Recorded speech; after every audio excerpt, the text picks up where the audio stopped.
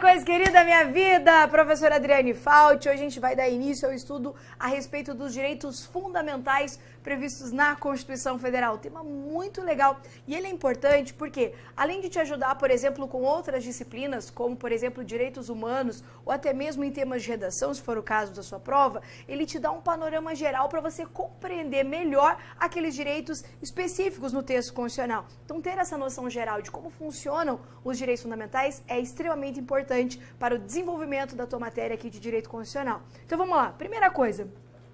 A Constituição Federal ela é dividida em títulos, né? Eu tenho o primeiro título, que são os princípios fundamentais. Eu tenho um segundo título, que são os direitos fundamentais. Os direitos fundamentais, eles se dividem em 5 grupos. Eu tenho 5 grupos que eles, em conjunto, formam um núcleo chamado direitos fundamentais. Quais são eles? Eu tenho o primeiro, que são os direitos e deveres individuais e coletivos, basicamente todos aqueles direitos previstos no artigo 5º da Constituição Federal.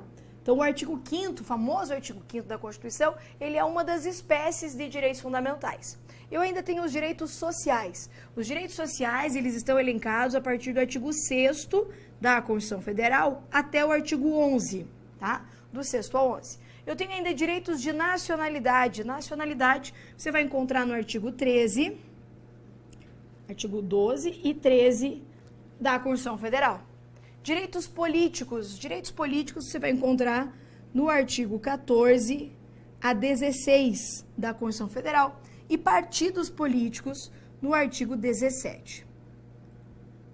Todo esse grupo aqui de direitos forma os chamados direitos fundamentais. É claro que os direitos fundamentais não estão apenas aqui nesse rol, não é apenas o artigo 5º, não é apenas o artigo 5º ou 17. A Constituição ela está cheia de direitos fundamentais previstas em todo o seu texto, mas esse aqui é o título constitucional chamado Direitos Fundamentais, apenas uma divisão técnica que a Constituição fez, ok? Então, antes da gente estudar cada um desses direitos, a gente precisa entender como os direitos fundamentais surgiram. E os direitos fundamentais não surgiram assim do dia para a noite. Ninguém surgiu, acordou um belo dia, cheio de direitos, cheio de garantias, como hoje nós temos na nossa Constituição Federal. Não foi bem assim. Os direitos fundamentais, então, eles surgiram ao longo da história da humanidade de acordo com o momento e com as necessidades que o povo tinha. Então, por exemplo, vamos começar aqui com os direitos de primeira geração. Interessante que a doutrina ela divide o momento em que os direitos foram surgindo em gerações de direitos ou dimensões de direitos. A doutrina atual, ela prefere a expressão dimensão do que geração, porque quando usa a expressão geração, dá a sensação que se vê uma geração nova, a geração anterior sumiu ou deixou de existir. Na verdade, não. Os direitos, eles estão sempre em constante evolução, estão sempre surgindo novos direitos. Por isso a gente vai usar a expressão aqui dimensão de direitos, mas na tua prova vier geração de direitos, é tudo a mesma coisa. Então, os direitos de primeira dimensão ou primeira geração foram os primeiros direitos a surgir na humanidade. E esses direitos são chamados direitos civis e direitos políticos. Direitos civis, eu tenho as liberdades, direitos, por exemplo, de ir e vir, o direito de propriedade, a liberdade de ação ou legalidade, as garantias constitucionais, como, por exemplo, o habeas corpus, o devido processo legal, tudo isso são direitos de natureza civil. São direitos voltados para o indivíduo, para a pessoa. E por que foi necessário surgir esses direitos? É importante a gente entender um pouquinho da história aqui. Nós tínhamos um período da história da humanidade chamado de Estado absolutista. O Estado absolutista, você deve lembrar lá da tia, da escola, explicando esse momento do Estado absolutista. O Estado absolutista era aquele em que eu tinha a figura do rei, do monarca, que ele exercia todas as funções do Estado. Ele governava, ele legislava, ele julgava, ele administrava, ele fazia tudo. Essa concentração de poder na mão do rei fazia com que ele abusasse do poder. Então ele tinha todo o poder na mão dele, a tendência é que ele abusasse desse poder que ele tinha. E ficou isso durante muitos anos, até que surge uma classe nova chamada de burguesia. A burguesia, ela não tinha um poder real, ela não era parte da nobreza, né? Ela não tinha esse poder de status social, mas ela tinha um poder econômico. E a burguesia surge, você sabe da história, das grandes navegações, formação das feiras, etc.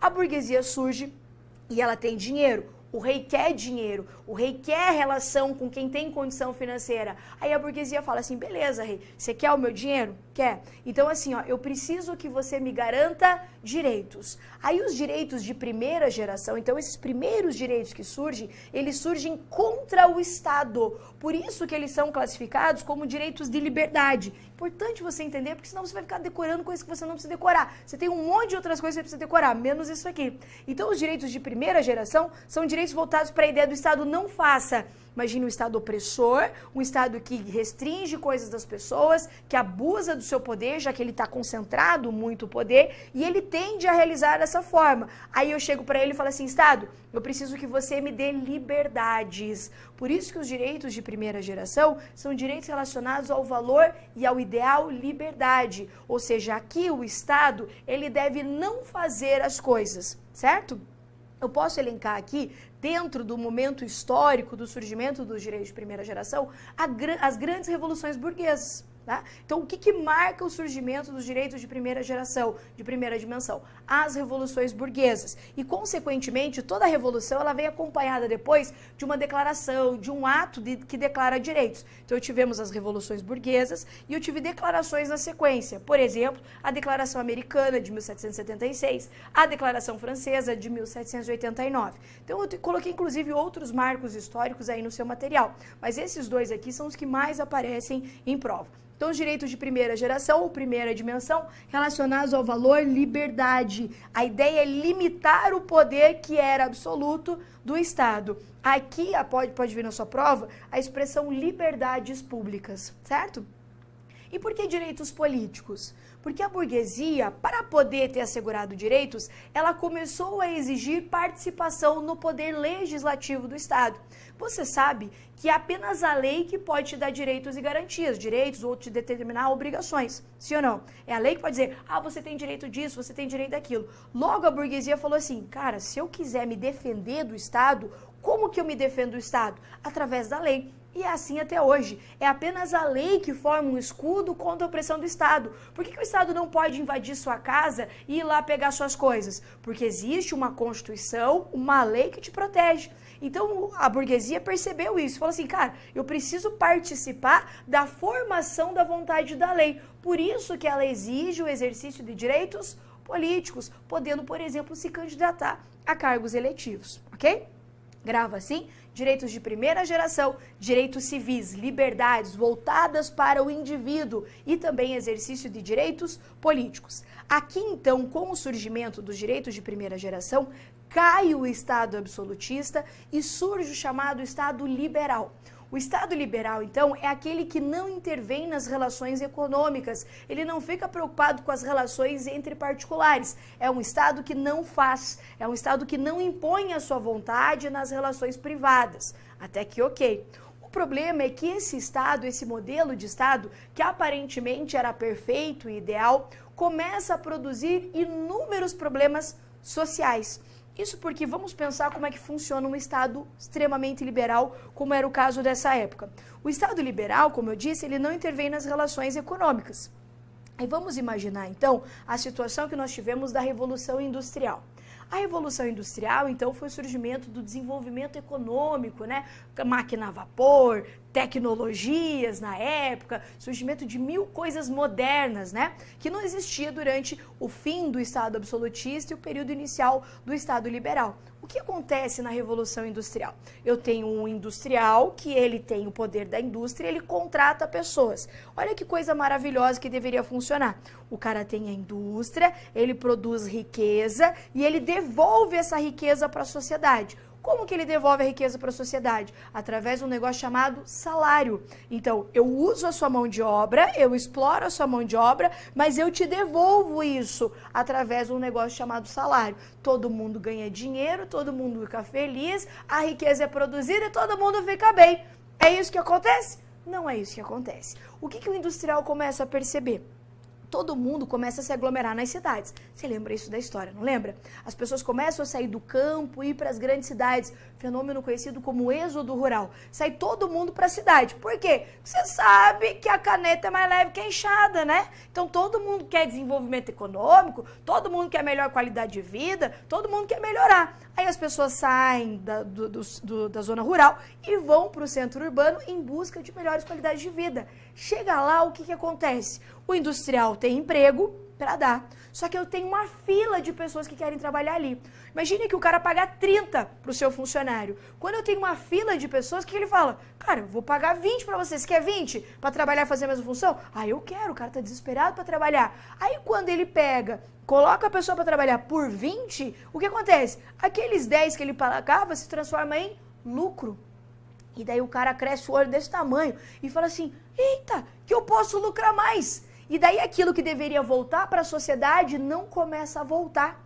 Aí o cara fala assim, cara, esses caras estão desesperados aqui para trabalhar, já sei. O negócio é o seguinte, agora nós vamos trabalhar 16 horas direto. Quem ia reclamar? O que ia fazer? O Estado, ele garantia algum direito de caráter trabalhista? Não, o que existia era apenas direitos civis e políticos nesse momento. Aí, por exemplo, o cara ficava doente lá no trabalho. Ah, ficou doentinho, chute na bunda, vai embora. Ai, não tem auxílio, doença, não tem nada, filho. Ah, não tem tem nada nessa época. Aqui é só direito civil e político. É só o Estado não fazendo, deixando a burguesia participar lá da formação da vontade da lei. Aí, qual que é o problema? Tivemos as grandes guerras mundiais, né? Primeira Guerra Mundial, os homens vão tudo trabalhar, vão tudo pra guerra, trabalhar não, os homens vão tudo pra guerra. E as mulheres ficam em casa. Só que elas ficam em casa recebendo pensão guerra? Tem pensão guerra? Não tinha pensão guerra. E daí a mulher faz como pra manter os filhos? Porque naquela época não tinha o filho, não. Naquela época era de 12, 15, 14, né? A mulher só ficava gerando. Era um negócio incrível aquilo. Aí o que acontece? Que as crianças precisam comer. Faz como? A mulher fala assim, vou ter que trabalhar. E a mulher vai, então, substituir o homem na indústria. Só que o dono da indústria fala assim, ô, filhona, você não faz a mesma coisa que o cara faz, não. E lembra que ele já tava pagando 20 pro cara, né? Pra você eu vou pagar 10, porque você é mulher, você é mais frágil. Aí eu vou te pagar 10. Aí a mulher faz o quê? Tem que alimentar as crianças, trabalha 10. Só que pra ela poder conseguir pagar ou se manter, ela tem que trabalhar o dobro. E daí eu tenho jornadas absurdas de trabalho, inclusive muitas vezes com as próprias crianças trabalhando, trabalho infantil, etc. Ou seja, a sociedade estava um caos. Aí eu tive a concentração de riqueza, muita riqueza, na mão de pouquíssimas pessoas e uma miséria generalizada. O povo aguenta um pouco, aguenta um, aguenta dois, aguenta três. Quando o povo não aguenta mais, é a hora da chamada revolução.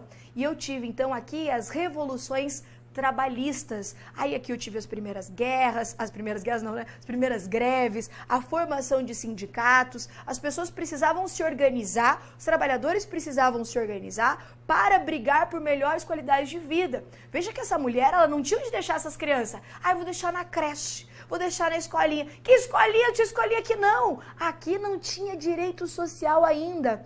Com essas revoluções, é que o Estado, então, deixa apenas de não fazer para se transformar em um Estado que precisa fazer, que precisa assegurar direitos. E é isso que acontece, então, esse é o momento, é o contexto histórico do surgimento dos direitos de segunda geração ou de segunda dimensão.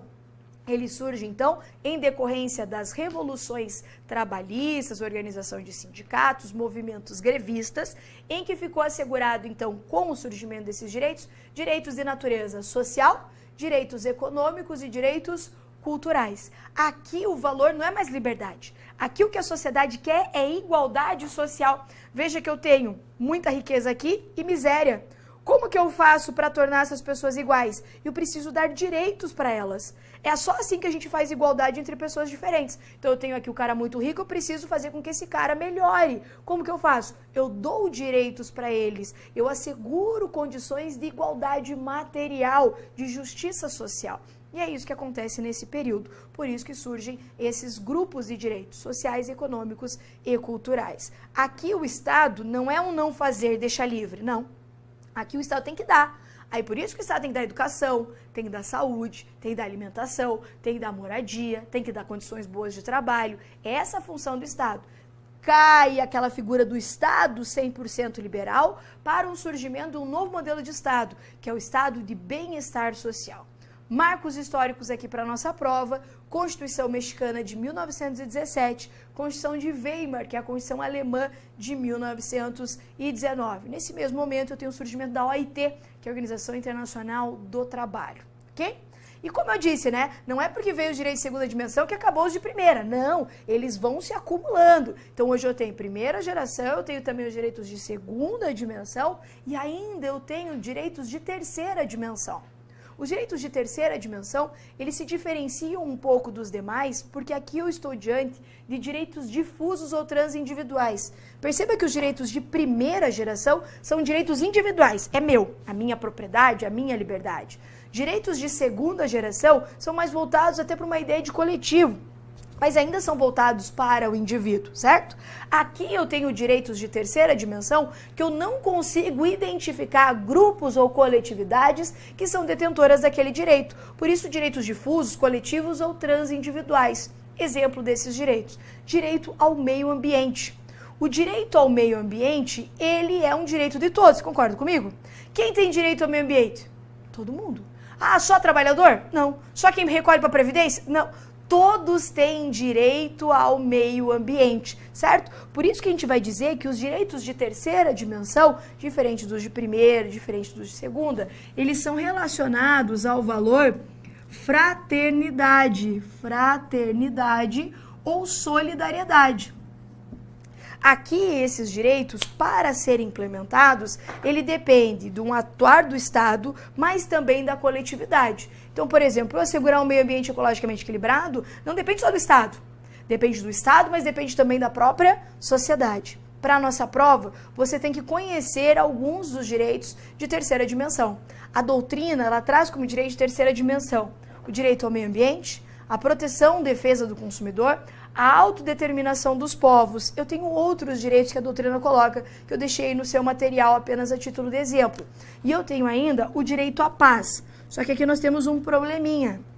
Alguns doutrinadores, eles consideram o direito à paz, e na ideia de paz mundial, como um direito de quinta geração. Então existe uma divergência entre o que se entende como direito à paz como sendo de terceira ou ser de quinta geração. Em geral, as bancas, elas facilitam o nosso julgamento. Então, por exemplo, vem assim na tua prova: o direito ao meio ambiente, o direito à paz e o direito à educação, que é um direito social, são direitos de terceira dimensão. Você sabe que está errada a afirmação, porque o direito à educação é um direito de segunda dimensão, certo? Então, as bancas, para evitar recursos, essas coisas, elas acabam facilitando para você conseguir julgar a questão sem necessariamente enfrentar a divergência do direito à paz, ok? Vamos ver ainda os direitos de quarta e quinta dimensão. Direitos de quarta e quinta geração. Tem gente que fala ainda de sexta, sétima, mas, meu Deus, vamos ficar por aqui porque é o que cai em direito constitucional. Ainda, na verdade, vai as questões de direito constitucional, não de direitos humanos. As questões de direito constitucional, em geral, elas cobram até os direitos de terceira geração. Mas é importante que a gente já saiba o que a doutrina está construindo em termos de direitos de quarta e quinta geração. Para a doutrina atual, e ainda não é uma unanimidade, tá? Esses direitos de quarta e quinta geração, eles estão em construção. Para a doutrina majoritária atual, entende-se como direito de quarta dimensão direitos envolvendo a engenharia genética, o patrimônio genético, a manipulação do genoma humano. Então, por exemplo, proibições de clonagem humana e coisas assim são relacionados à defesa, à proteção desse direito de quarta geração. Então, só para colocar alguns, eu coloquei inclusive no seu material outros que a doutrina vem construindo. Então, aqui, proteção ao patrimônio genético, questão da biotecnologia, globalização política e pluralismo político.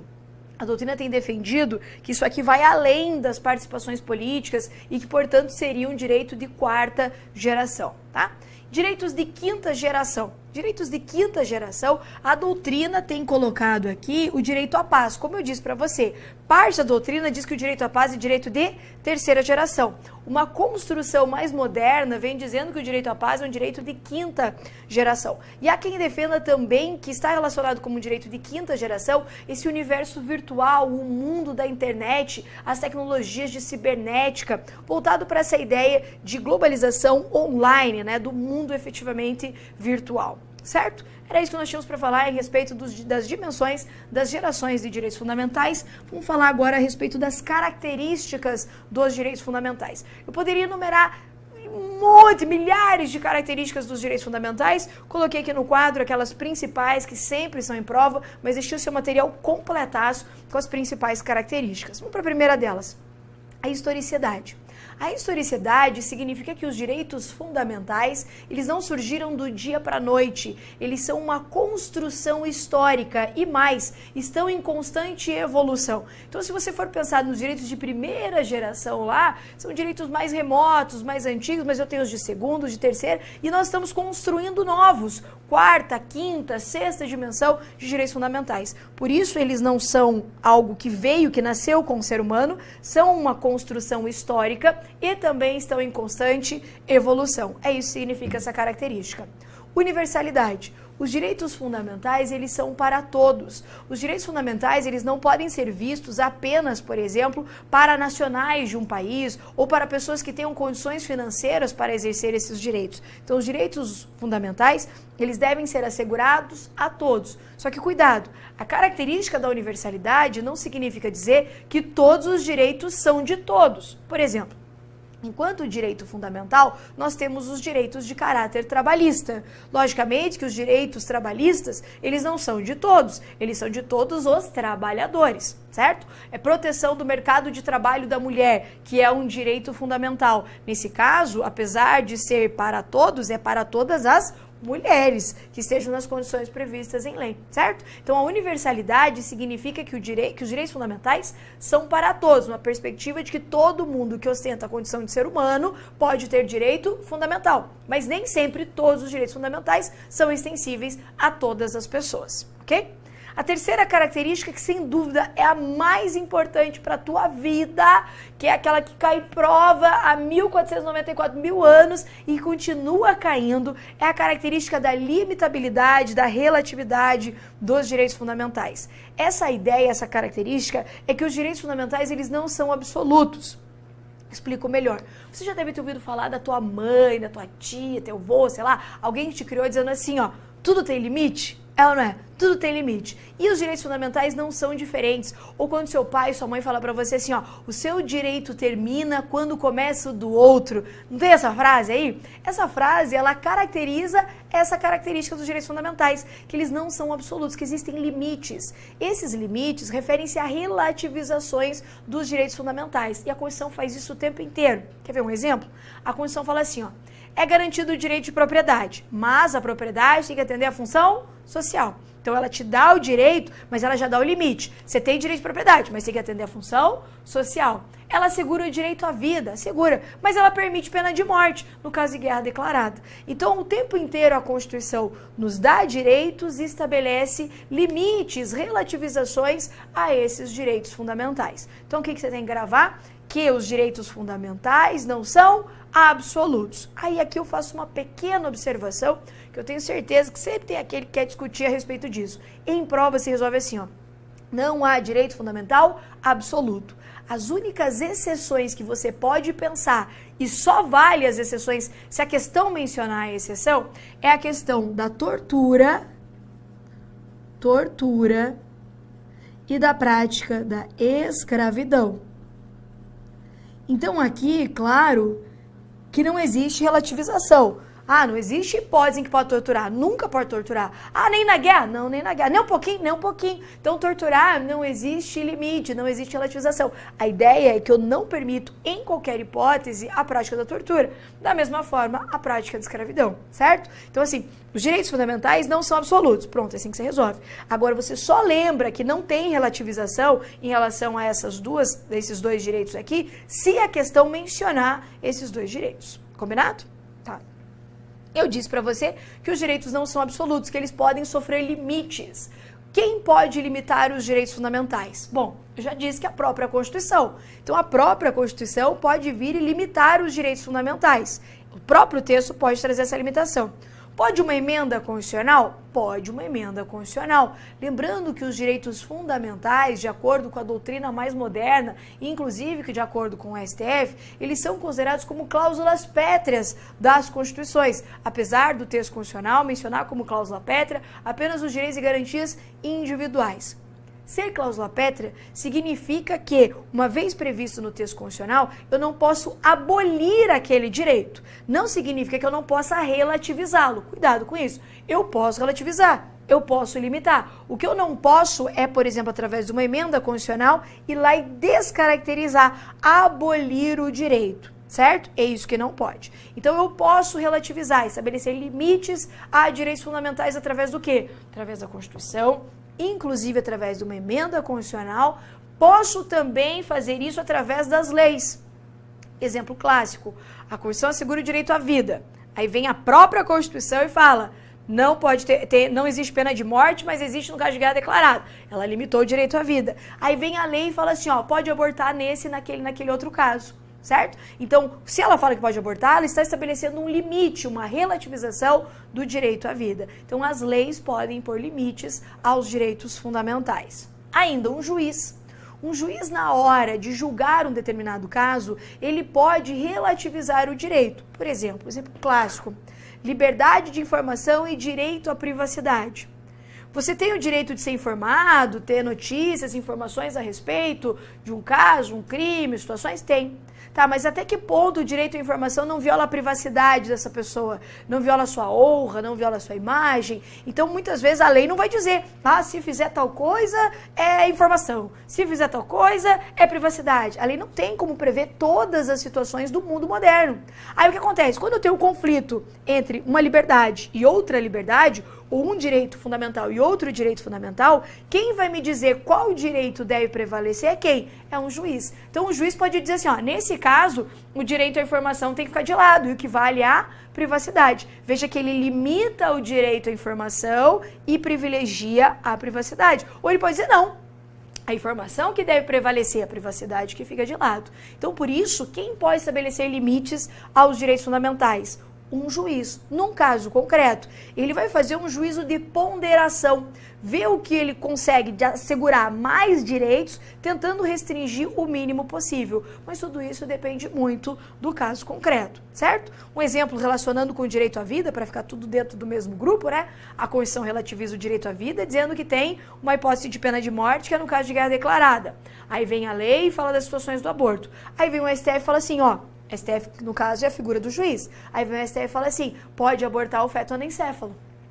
Certo? Então, na análise, na ponderação, o juiz entende que o direito à vida do feto anencéfalo tem que ficar de lado para privilegiar a dignidade da mãe, já que esse feto não tem condições de sobrevida.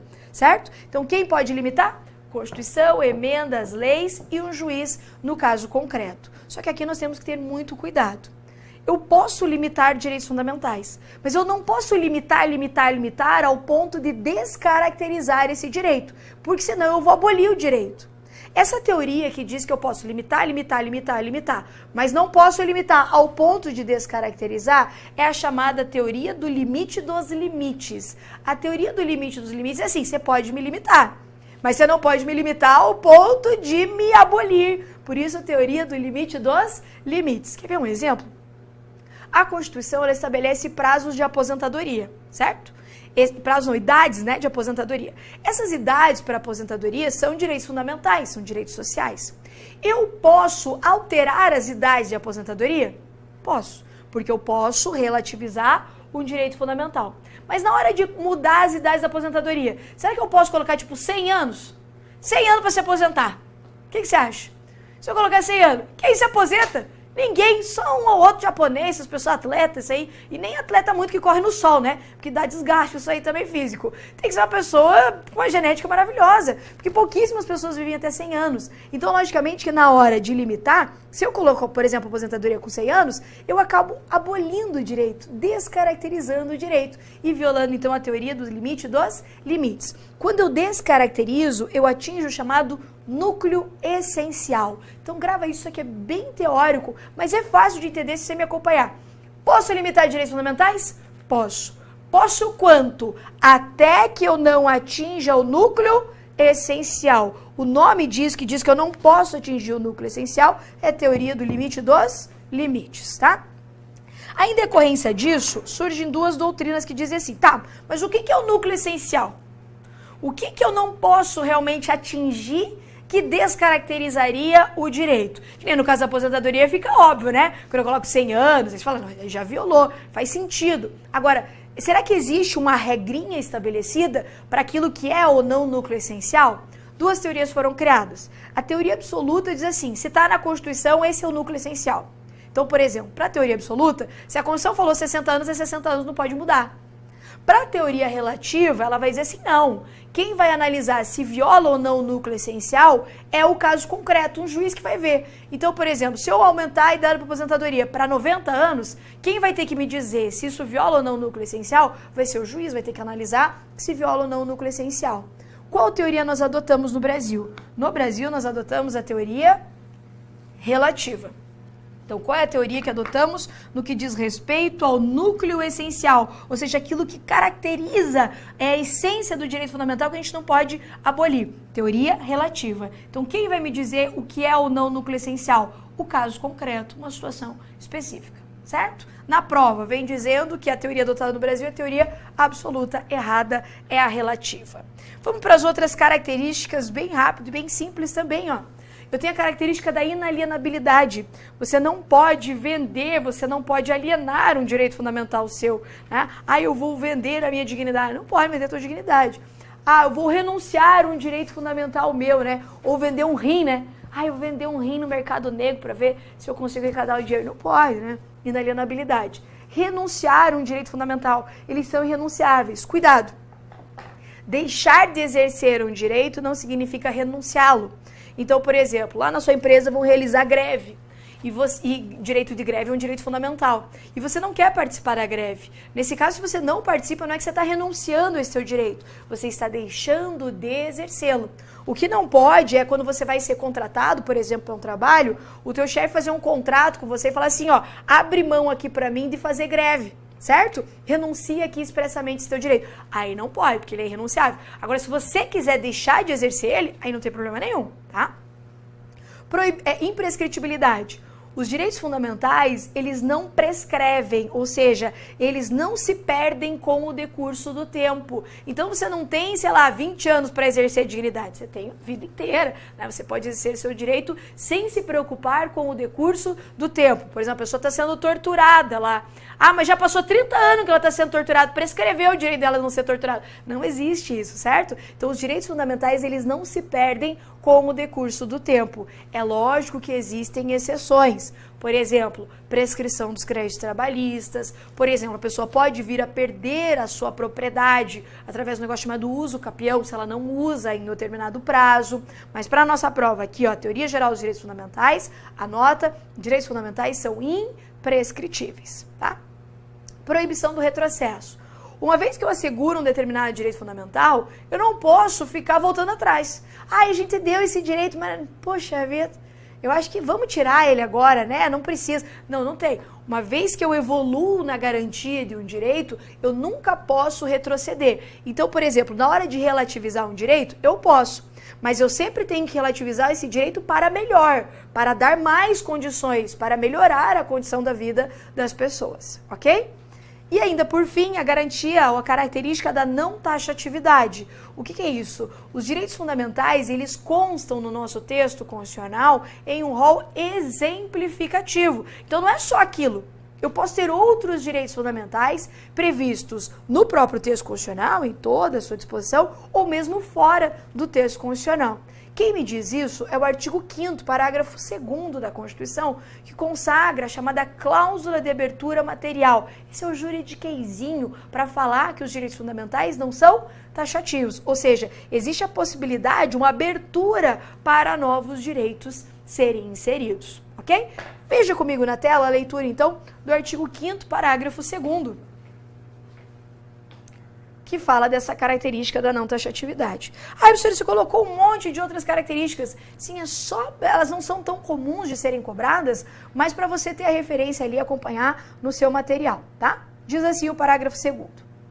Os direitos e garantias expressos nesta Constituição não excluem outros decorrentes do regime dos princípios por ela adotados ou dos tratados internacionais em que a República Federativa do Brasil seja parte. Então ele está dizendo assim, o que está aqui nessa Constituição não afasta outros decorrentes dos princípios previstos na própria Constituição ou mesmo de tratados internacionais, ok? Vamos fazer questão então?